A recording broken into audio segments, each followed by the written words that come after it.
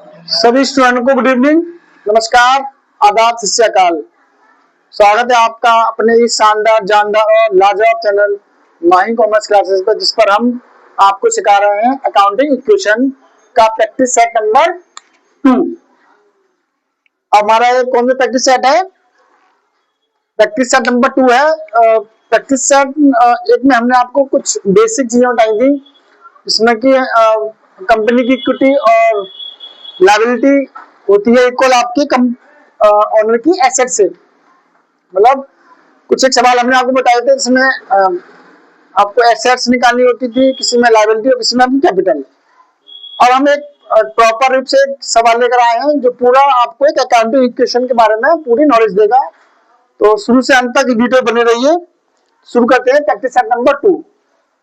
तो सबसे पहले कुछ हमने यहाँ पर क्वेश्चन लिखे हैं। ये फॉर्मेट है आपका इक्वेशन का। आप चाहें तो आपको जैसा उचित लगता है ऐसा बना सकते हैं, ठीक है ना। अकाउंटिंग इक्वेशन में ऐसा कुछ नहीं, तो यही फॉर्मेट फाइनल है। आपको जैसा बुक्स में दे रखा है या अदर कहीं दे रखा है बना सकते हैं, ठीक है। तो मुझे ये वाला अच्छा लगता है, सुटेबल है और समझ में आ जाता है। तो फॉर्म बनाने के लिए आपको ये फॉर्मेट आप देख सकते हैं, ठीक है ना। इसमें एसेट्स सबसे पहला कॉलम में लिखिए, तो इसका अंदर कैपिटल प्लस लायबिलिटी। तो ये हमारा फॉर्मूला होता है A बराबर C प्लस L। ये हमारा फॉर्मूला वेरीफाई होना चाहिए, ठीक है ना। तो एसेट्स कैपिटल प्लस लायबिलिटी। इस कॉलम में कौन कौन सी एसेट्स बीच ट्रांजेक्शन हुआ आएंगी। इस कॉलम में क्या आएगा? जो भी एसेट्स आपकी ट्रांजेक्शन हो रहा है वो आएंगी, और इधर लायबिलिटी आपकी आती आएंगी। और ये यहाँ पे इक्वेशन, कौन कौन सी इक्वेशन है, कौन कौन से आएंगी। तो पहला हम पढ़ते हैं ट्रांजेक्शन क्या हुआ है। He started business with cash 2 lakh. एक व्यक्ति है, उसने अपना बिजनेस शुरू किया है, नया बिजनेस स्थापित किया है, और उसने अपने बिजनेस में 2 लाख रुपए इन्वेस्ट कर दिए। एक शॉप खोली और 2 लाख भी लगा दी। तो क्या हुआ? उसने बिजनेस में पैसा लगाया और उसका बिजनेस के लिए क्या बन गया? पैसा लगाया, उसकी क्या बन गई? कैपिटल बन गई। तो 2 कॉलम हम खींच लेंगे, पहले कैश का और एक कैपिटल का, ठीक है ना। जैसे जैसे चीज आती आएंगे जैसे हम कॉलम बढ़ाते जाएंगे। चाहे तो आप एक साथ लिख सकते हैं, पहचान कर कौन सी चीज क्या पड़ेगी, ठीक है ना। तो पहले इक्वेशन में क्या हुआ हमारा? इक्वेशन फर्स्ट, ठीक है ना। तो कैश आया 2 लाख रुपए का, ठीक है ना। और कैपिटल भाई 2 लाख रुपए से बढ़ गई, क्योंकि बिजनेस में जो कुछ भी लगता है वो हमारी क्या बन जाती है? कैपिटल बन जाती है। चाहे उसमें कैश लगे, चाहे उसमें स्टॉक लगे, फर्नीचर लगे, मशीन लगे, कुछ भी लगे, वो सब हमारी कैपिटल में काउंट होती है। टोटल मान लेंगे कितना आ गया? 2 लाख। पहली इक्वेशन तक हमारा टोटल 2 लाख है, दोनों साइड का इक्वल आ रहा है, इसका मतलब सब कुछ ठीक है, ठीक है। इसको अलग पेन से लिख देते हैं, टोटल आ गया, ठीक है ना। Next equation 2, goods purchase from Gopal for cash 40,000। Gopal से 40,000 रुपए का नगद माल खरीदा। तो बताइए क्या क्या इक्वेशन बनेंगी, ठीक है ना। तो आप देखिए, सोचिए क्या क्या इक्वेशन बन सकती है कि गोपाल से नगद माल खरीदा 40,000। तो जब नगद शब्द आ रहा है, इसका मतलब उधार नहीं हुआ है। अगर जब कैश शब्द आ जाता है तो हमारा क्या होता है? नगद होता है। कैश शब्द नहीं आता है तो हमारा क्या होता है? वो उदाहरण की होती है। तो क्या काम करेंगे इसको? माल good purchase from Gopal for cash 40,000। नगद माल खरीदा है गोपाल से 40,000 रुपए का। तो क्या होगा? स्टॉक बढ़ेगा, ठीक है। स्टॉक को कॉलम बना लेंगे। नगद माल खरीदा है, इसका मतलब क्या होगा? जब नगद माल खरीदा है तो पैसे कम होंगे, कितने? 40,000, ठीक है। स्टॉक बढ़ जाएगा 40,000 से, ठीक है ना, ठीक है। अब इसका कोई प्रभाव नहीं पड़ेगा कैपिटल का, कोई कैपिटल से कोई मतलब नहीं है, स्टॉक हमारा बढ़ गया। अब टोटल मारेंगे, टोटल मारेंगे, टोटल क्या आएगा? इसका टोटल मारते हैं, इसका मारते हैं टोटल, और इसका टोटल मारते हैं। तो 2 लाख में से 40 आ गए तो 1,60,000, 1,60,000 बचे, ठीक है। यहाँ पर टोटल 40, यहाँ पर टोटल डैश करेंगे, कुछ नहीं हुआ, ठीक है।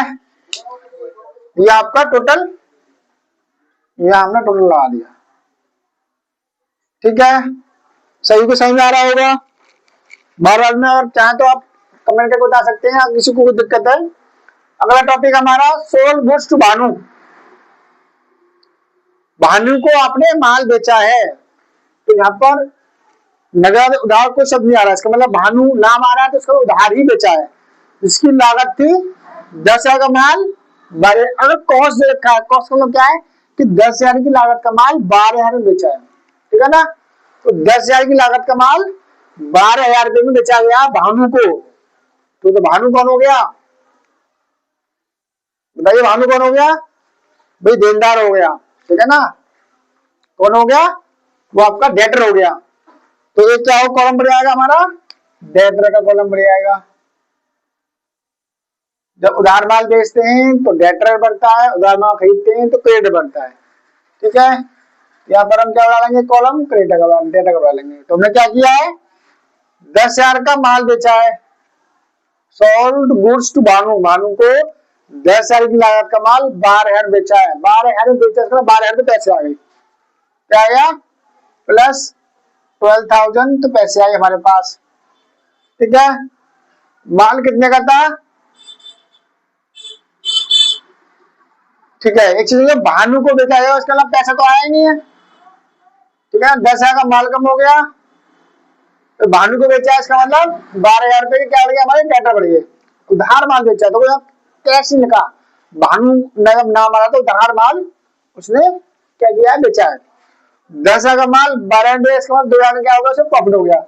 तो ध्यान रखेंगे, कैपिटल में हमेशा प्रॉफिट जुटता है और लॉस लेस होता है। प्रॉफिट ऐड होगा और जो आपका लॉस होगा वो माइनस हो जाएगा। इसमें क्या होगा, प्लस 2,000 का प्रॉफिट हो गया। ठीक है, अब टोटल टोटल मार देंगे, तो यहाँ पर कोई फर्क नहीं पड़ेगा। ठीक है ना, तो यहाँ का तो सेम ऐसी रहेगा, 1,60,000, यहाँ पर 30, यहाँ पर 12,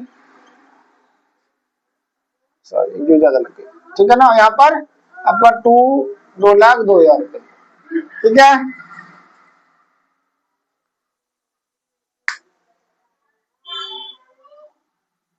टोटल आपका ये आ गया।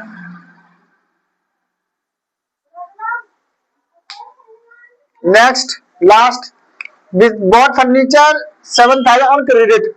आपने फर्नीचर खरीदा है उधार 7,000 रुपए का, तो मैंने बोला था जब आप माल बेचते हैं तो डेटर बढ़ते हैं, और जब माल खरीदते हैं तो क्रेडिटर बढ़ेंगे। तो इसका मतलब उधार माल खरीदा है तो इसका मतलब आपका क्रेडिटर बढ़ जाएंगे, क्रेडिटर वाला कॉलम हम बढ़ा लेंगे। इक्वेशन आपकी नेक्स्ट, इक्वेशन 2, इक्वेशन 3 और इक्वेशन 4।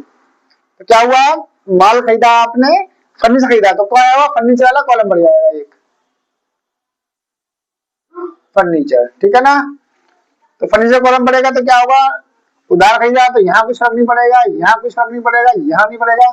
आपका 7,000 का आपका क्या बढ़ जाएगा, आपका फर्नीचर बढ़ जाएगा, आपका 7,000 से फर्नीचर बढ़ जाएगा, और 7,000 के आपके क्रेडिट बढ़ जाएंगे क्योंकि आपने उधार खरीदा है। ठीक है ना, तो यहाँ भी कुछ फर्क नहीं पड़ेगा। अब मारेंगे इसका टोटल। ठीक है, टोटल होगा आपका इधर, अब क्या होगा, कैश पे कोई फर्क नहीं पड़ेगा, कैश आपका 1,60,000 ही रहेगा, स्टॉक आपका 30,000 ही रहेगा, डेटर भी आपके 12,000 के ही रहेंगे, फर्नीचर आपका 7,000 का रहेगा, और कैपिटल आपकी 2,02,000 की रहेगी, और आपका क्रेडिटर 7,000 का रहेगा। ये आपका सवाल कंप्लीट हो गया। अब हमें क्या करना है, अब सबसे ज्यादा हमें करना है कि जो हमने ये पूरा बनाया है इसका हमें वेरीफाई करना है। तो वेरीफाई का फॉर्मूला क्या होता है, जो हमने आपको बताया था, ए बराबर सी प्लस ए, यानी कि एसेट्स का योग कैपिटल आगे बराबर होना चाहिए। तो एसेट्स में क्या क्या, इन सबको जोड़ लेंगे हम। तो एसेट्स में हमारा क्या क्या है, 1,60,000 ये है, प्लस 30,000 ये है, प्लस 12,000, प्लस 7,000। बराबर आना चाहिए कैपिटल लगी। कैपिटल कितनी की आपकी 2,02,000 रुपए की और लायबिलिटी मतलब क्रेडिट आपके आ गए। तो कितना आना चाहिए इसका? तो आपका आ गया 2,09,000। ठीक है, इसको जोड़ेंगे कितना आएगा इसका 1,60,000 30 1,90,000 हो गए 1,90,000 और आपका कुछ गड़बड़ हुई क्या?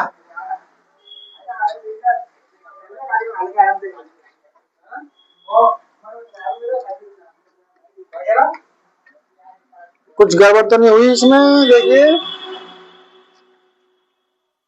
ये तो आपको सही आ रहा है। 1,60,000 और 30 1,90,000 ये हो गए 1,90,000 और 1,97,000 1,97,000 सही है 2,09,000 रुपया आ रहा। ठीक है, ठीक है 2,09,000 रुपया आपका ये भी आ रहा है। तो इस तरह आपने देखा कि एसेट्स बराबर कैपिटल प्लस लायबिलिटी आनी चाहिए आपके अकाउंटिंग इक्वेशन में। तो ये पूरा हमने एक प्रॉपर आपसे सवाल समझाया है। छोटे सवाल है, अब अगली बार बताएंगे आपको प्रॉपर लॉन्ग सवाल लेंगे, लॉन्ग वाला। उसमें आपको और छोटी छोटी और भी चीजें हैं, डिस्काउंट वाली, कैश वाली, बैंक वाली, सब इनकी बताएंगे। और ये वीडियो आपको अच्छी लगी है तो इसको शेयर करें ज्यादा से ज्यादा। आप चैनल पर नए हैं तो चैनल को एक बार सब्सक्राइब अवश्य कर दीजिए ताकि आपको नए नए वीडियोस की नोटिफिकेशन मिलते रहें। तो मिलते हैं नए वीडियो में नए टॉपिक के साथ, नए प्रैक्टिस के साथ। तो अब तक इतना ही, बहुत बहुत धन्यवाद।